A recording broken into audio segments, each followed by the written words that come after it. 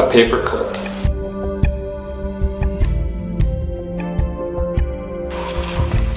And this paperclip created itself.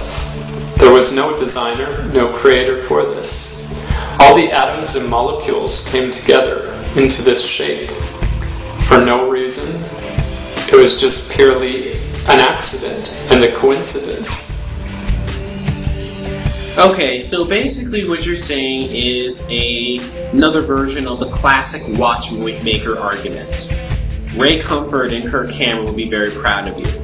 Basically, what he's saying is that, well, for example, this camera was designed, it has a lens, everything works properly and in order, and therefore it's obvious that it had a designer.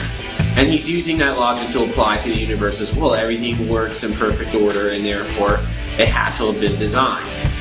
First of all, the universe doesn't work in necessarily in perfect order. There's planets colliding all the time. There's many things that are going, that quote-unquote go wrong with the universe. There's many things in the universe that could go better than it does. So that's the first thing. The universe isn't exactly a perfect working machine, unlike a camera. The second thing, the second problem with that argument is that there's no evidence of there being any sort of a divine designer. And not only that, even if there was a designer, in other words, a god, there's nothing to suggest that that is the god of your particular mythology. Now, this video is for atheists, and I don't normally like to argue with atheists because imagine somebody comes to you and they say 1 + 1 = 3. You might ask them, how is that possible? And they might give you an explanation, which obviously you would reject, since we know that 1 + 1 = 2. But how long would you spend arguing with that person before giving up? It's funny that you say that it's hard to explain things to atheists.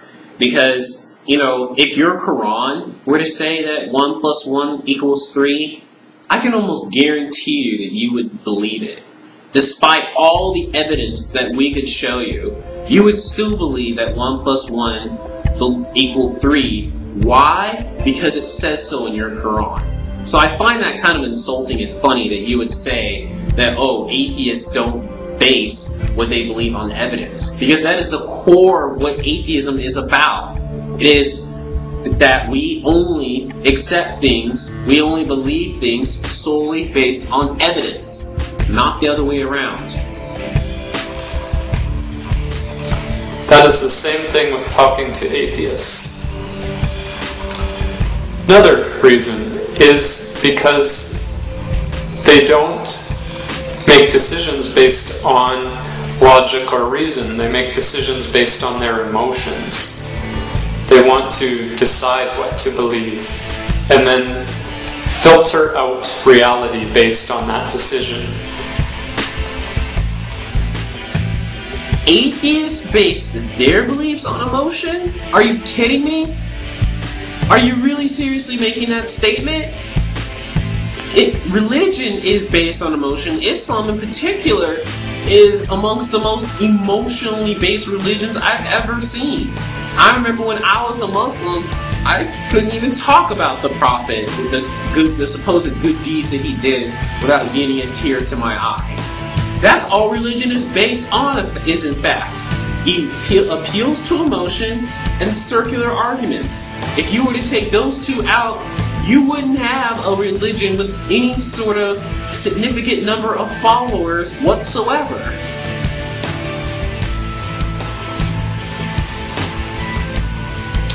You see, Allah subhanahu wa ta'ala has a question for you.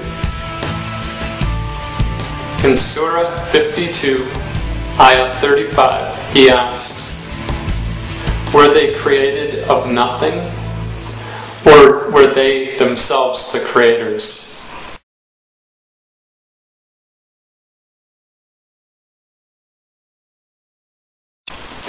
You see, something has to create something. Nothing creates nothing. If you have nothing, what can it create? What can nothing do? Nothing can do nothing. Something has to do something. And that something we believe is Allah, the Creator. Okay, then that begs the question, who created Allah? Well, your religion actually has an answer for this. If we read Volume 4, number 496, Bukhari Hadith, Allah's apostle said, Satan comes to one of you and says, who created so-and-so? Till he says, who's created your Lord? So when he inspires such a question, one should seek refuge with Allah and give up such thoughts. So basically, critical thinking leads to disbelief and is therefore the work of Satan, according to your religion. So basically, the atheist has a choice.